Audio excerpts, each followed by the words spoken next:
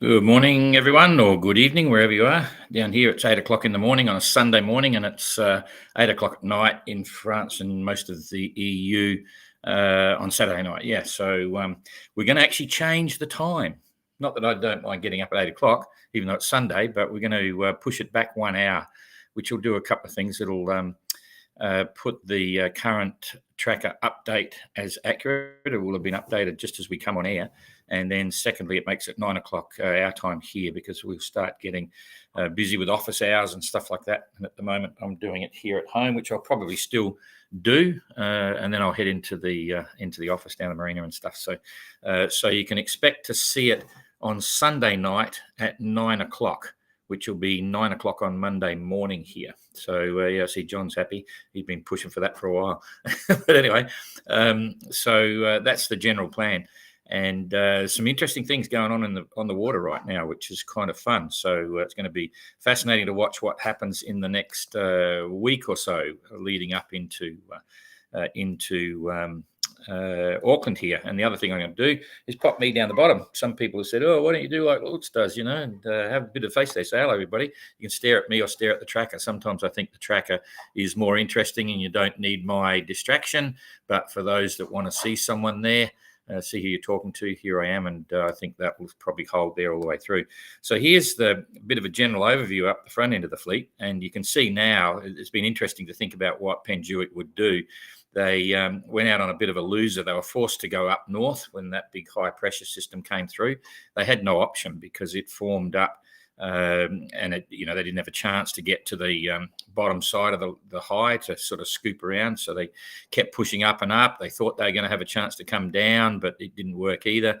And now they're up there. It looks pretty clear to me they're going to try and go through Bass Strait, which could work out well, but it may not as well.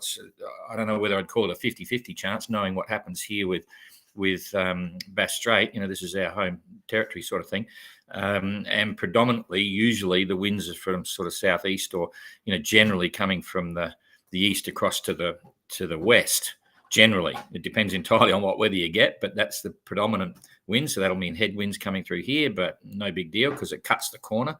And they're already up there, for them to contemplate even coming down now around Tasmania is a bit of a loser as well. So I don't think they've had to make a conscious decision. The decision's more or less been made for them. So they're going through Bass Strait by the look of it, and translators are coming around the bottom. But anyway, let's leave that for later. We'll look at the two tail enders here, and what's going on here is pretty self-explanatory as well. There, I'll put the grids in here to give you a point of reference. This is 40 degrees south, so Explorer more or less got pushed up way up above the roaring 40s, and that's where they now need to be. Generally, for the transit now for the rest of the trip across the Indian Southern Ocean, should be starting point between 40 and about 43. So it's down here somewhere. You need to be in this zone here to get going. Anyway, they're heading down. They're doing 7 knots. The conditions would be really mild. It'd be only 2 to 3 meter sea, and so the wind's all behind them. So that's kind of cool. And Stern is doing 6.5 knots. Got a little bit more wind on the port quarter. Did 111 mile day. So all things look pretty reasonable for these guys, even for the next few days. But let's just have a quick look. It might go quiet. Depends how quick they can position. You can see what's going on here. This is a day. This is coming tonight. They're still holding the breeze through there. So that's on the second day. Yeah, it's not too bad. They're going to keep moving. And nothing, when we pan out, nothing to be worried about with storms or anything coming in the next few days. So they'll just be making good time to Auckland, and they need to do that to get there before the restart. That's their objective for sure. It'd be nice to see them there a week before the start, or at least 5 days, and then they could maybe start at the same time. So back to the rest of the fleet, and White Shadow, straight line sailing, boom, boom, boom. They've got past the waypoint, which is fine, and now they're just going to play with this reasonably solid westerly wind slant that'll push them along quite well. 8.5 at the moment, 209 nautical mile day. That's cool. 11th, and 3rd in sailor class. So they're absolutely enjoying that sailing and having a good time if you've listened to their SoundCloud recordings. Neptune, barreling along, 8.6 knots, nice sailing conditions, over 200 mile day. Sea state would be about 2 to 3 meters again. Sun might be shining. I'll check the sun on all the fleet in a minute and see what it looks like. Galliana with secure, 8.6 knots, 200-mile day, near enough. So they're happy with that. Neptune are having trouble trying to catch them at the moment, which is interesting. Galliana with secure certainly know how to sail the boat. Outlaw still pushing through, 191 nautical mile day, 8.9 knots. So they've lost out a little bit to Galliana in the last 24 hours. And Evrika's just taking it easy, pushing down a little bit with the this strong northerly that's there, 8.1 knots, 185 mile day. So again, Galliana's scooped the pull there on daily run. And L'Esprit de Keep is 195 mile day, 8.6. So they're all pretty much pushing through. This breeze here, I had a look on Windy just to check it. There's nothing forecast over 30 knots, but it'd be 30 gusting 40, maybe a bit more, and probably 4 to 5 meter seas there at the moment for that lot. Let's just have a look at the color. Oh no, yeah, 4 meters. There's maybe 5 in here. So they're all, there's a bit of a mixed bag there. They've all got, 4, 5, maybe touching 6 meters here, all from the north. So not too bad. I've never really looked at the currents here, but generally all the currents that are there, they're either from the north or from going the right way. There's no real big predominant current that upsets anything at those latitudes. So that's pretty cool. Wave current clouds. Let's see if anyone knows where they are. Nope, big cloud cover everywhere. They might have grabbed a little bit Neptune and Galliana. There's a few patchy bits there. Spirit of Helsinki's okay. All the rest are in clouds. So, and there's quite a bit of rain there as well. That's actually a bit of rain, solid cover there. So all very much Southern Ocean. Temperatures would be in the 10s and 11s and things like that. So that's all okay. Maiden, straight line stuff, 8.1 knots and 195 mile day. So the fleet's all moving pretty much together as one. No one's making a big break. Although Spirit of Helsinki, they got slowed down with the center of the high. So it's 158 now, nautical mile day. So not a big day because it was calm ahead of them, but they've got the breeze now. So they're into it. So that's all good. And Penduic, 8.8 knots and 153 mile day. So at least they're moving. And I think they'll be, when they're back here somewhere, I couldn't imagine really how difficult it would have been. Like the challenge, knowing the others are down here moving fast and thinking, what are we going to do? We want to get under Tassie, and then something would have clicked as they got pushed higher and higher. And it was obvious they're going to have to go through Bass Strait. That's my impression at the moment anyway. Having made that decision, they've got another objective, and it'll be, it's not dangerous navigation-wise going through here. They'll have the charts, I'm sure.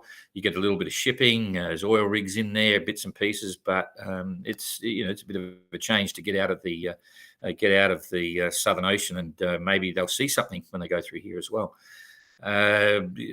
Sea state in Bass Strait can get quite nasty. You're over the continental shelf, and you get some shallow spots there, things like that. But a boat like Penduic will just eat that, go straight through. So it'll all come down to what the weather's going to be for them going through. So they're currently in second in line on us, fourth in IRC, third in flyer class. And I think we'll see here, I didn't check on Maiden. I think we'll see Maiden probably fourth, third in IRC and second in flyer class. And Triana, I didn't get down to Triana, 8.4, 195, and fifth in line on us.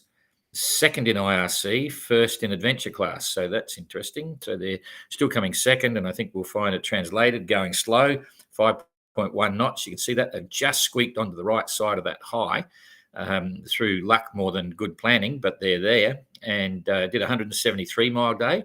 So they haven't slowed down for very long, and they might just get away with it, depending on what that does. So first IRC, first in line on us, first in flyer class, and we'll find out how much by in a sec. And in fact, just going to go back down, do some measurements before we look at the weather, see what's going on here.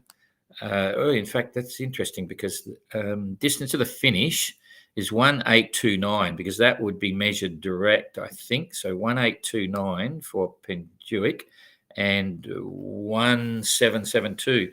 29 says 30, about 60 miles in front. So translated, haven't got much in front in terms of line honours, especially if Penduic can hold the breeze through here and get a reasonable slant because they're cutting the corner.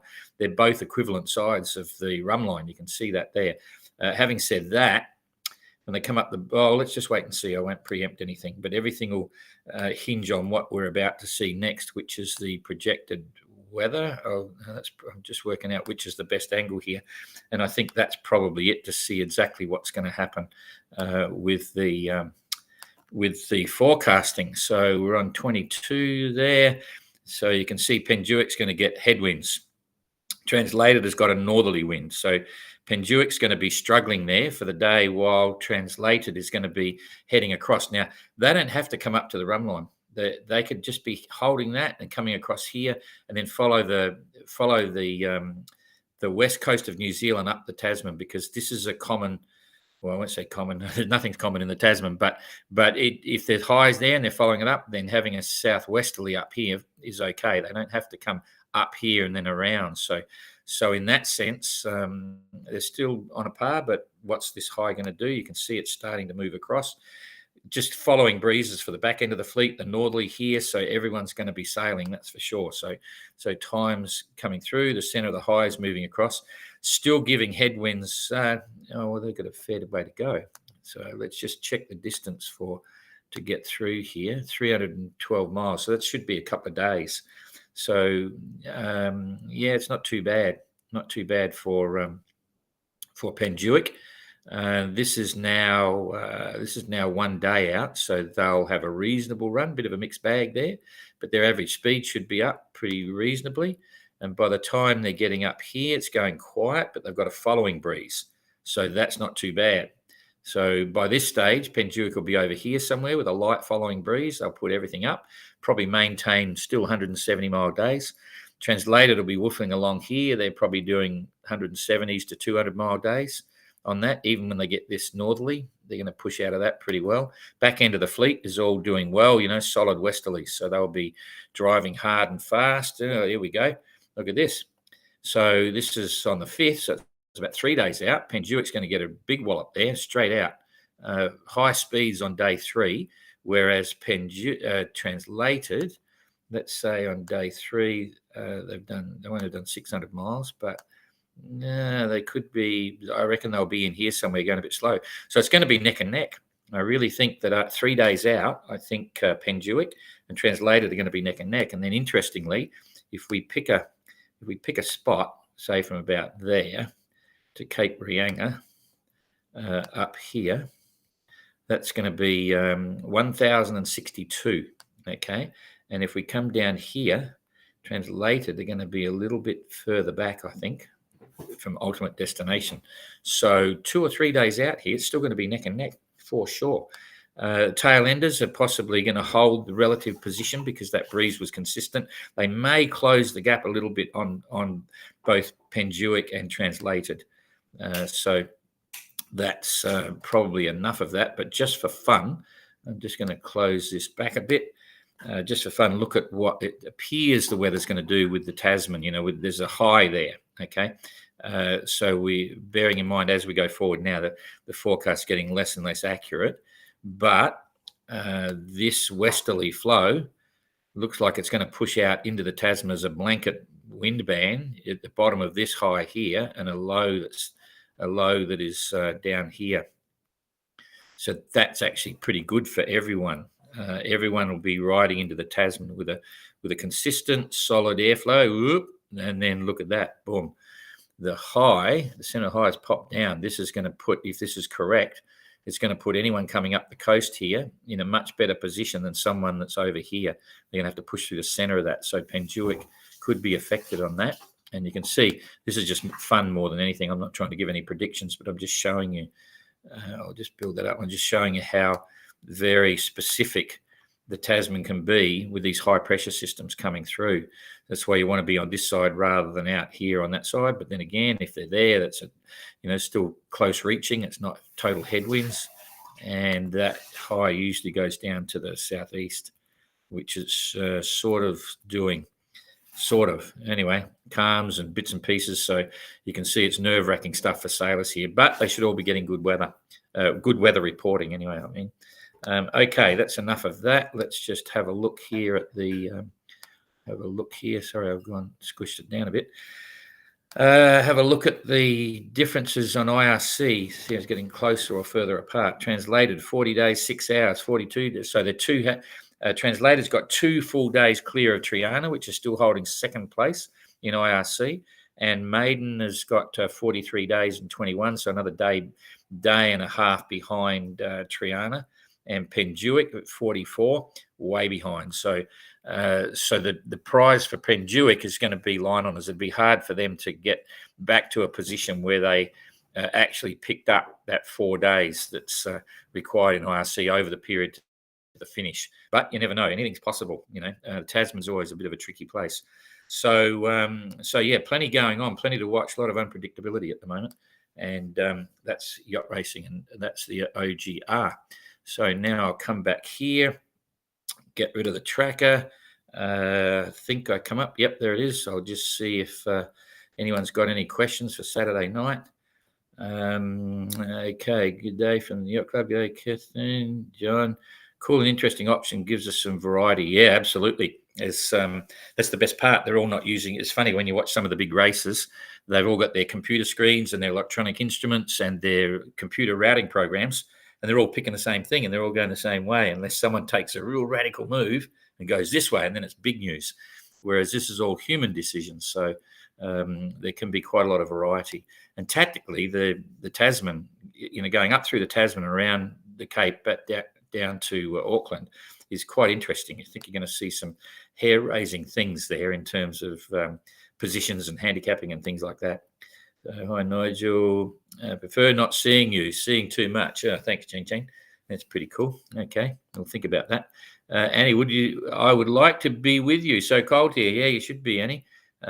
It's a pretty fun place. So they haven't got out yet. Yesterday I was just sleeping all day. It was crazy.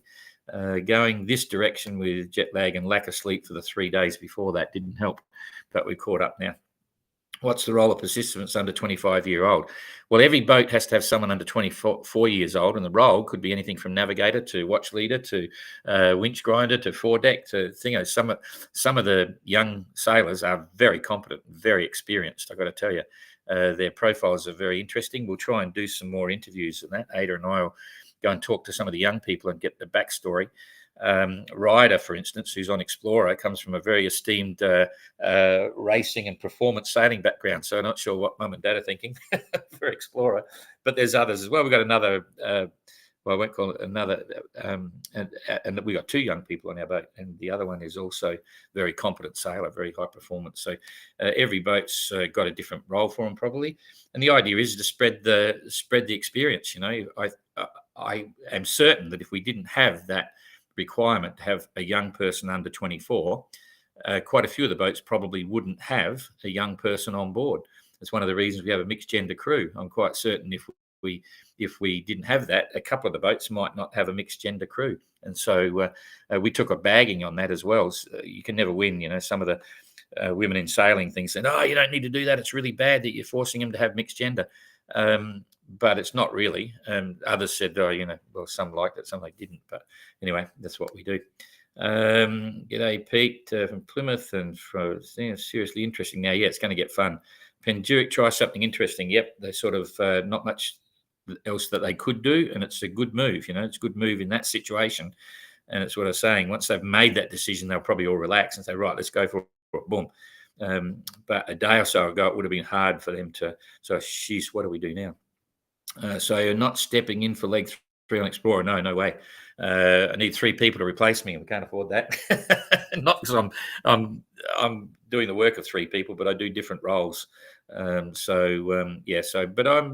may get there one day, maybe 27. We'll see. So okay, that's it. So tomorrow, remember, we will see you at 9 o'clock Eastern Central Time. What do they call it? European Central Time in the evening. And for the rest, if you're in New Zealand, it's going to be 9 o'clock in the morning. So, look forward to it. It'll be another interesting day. Thanks a lot. Press that one, and then we're out of here.